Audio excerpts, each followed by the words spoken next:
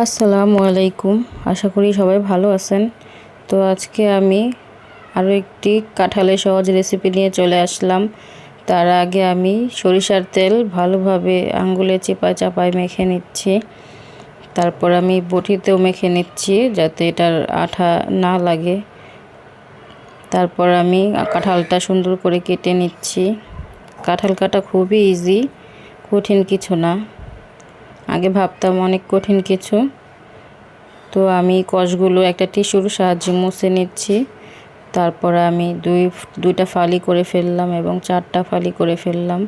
এবার টুকরো টুকরো করে এটার চোকলাটা আমি সরিয়ে নিব আস্তে আস্তে করে। তো এই তো আমি সুন্দর করে কাঁঠালটা কেটে নিচ্ছি। কাটার পরে এগুলো আমি কিছুক্ষণ ভিজিয়ে রাখবো পানিতে 5 থেকে 10 মিনিট। তারপর আমি এটা চুলায় গরম পানি করে একটু হালকা লবণ দিয়ে 5 মিনিট সিদ্ধ করে নিয়েছি। বেশিক্ষণ সিদ্ধ করা যাবে না।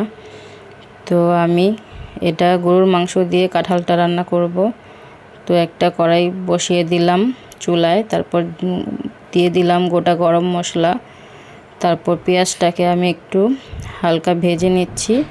তারপর এতে দিয়ে দিব একটু লবণ পরিমাণ মতো আর 1 চা চামচ চিনি দিলে রান্নার ব্যালেন্সটা ভালো হয়। তো আমি এখানে হলুদের গুঁড়া, মরিচের গুঁড়া দিয়ে নিচ্ছি। মরিচের গুঁড়াটা একটু বেশি দিব। তারপর আদা রসুন বাটা দিয়ে দিছি। আর এখানে একটু জয়ফল জয়ত্রী বেটে নিছিলাম, সেটা দিয়ে দিলাম। এখন আমি ভালো করে কষিয়ে নিচ্ছি মশলাটা। যখন তেলটা উপরের দিক উঠে আসবে তখন গরুর মাংস কয়েক টুকরা দিয়ে দিলাম। গরুর মাংসটা এখানে আমি কম পরিমাণে ব্যবহার করব, কারণ যেহেতু এটা কাঁঠালের রেসিপি, এজন্য আমি কাঁঠালটা বেশি ব্যবহার করব আর মাংসটা কম দিব। তো এই তো আমি গরুর মাংসটা কিছুক্ষণ কষিয়ে তারপর সাথে আবার কাঁঠালের টুকরোগুলো দিয়ে দিলাম। এখন আরেকটু কষিয়ে নিব।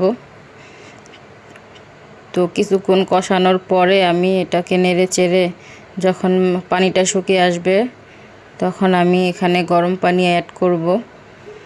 তো এই কষানো হয়ে গেছে, এখন আমি এটার মধ্যে গরম পানি দিয়ে দিব। তো বেশি দিব না, একটু মাখো মাখো রাখবো, সমান সমান রাখবো পানিটা, কারণ এটা একটু শুকিয়ে ফেলতে হবে, এজন্য বেশি পরিমাণ পানি দিলাম না। তো এই তো আবার ঢেকে দিলাম। ভালোভাবে সিদ্ধ হওয়ার পর আমি পানিটা শুকিয়ে মাখো মাখো করে নামিয়ে ফেলেছি। তো পরিবেশন করছি আপনাদের সামনে। তো এই তো দেখেন, এটা দেখতে যতটা লোভনীয়, খেতে আরও মজা। অবশ্যই বাসায় ট্রাই করবেন।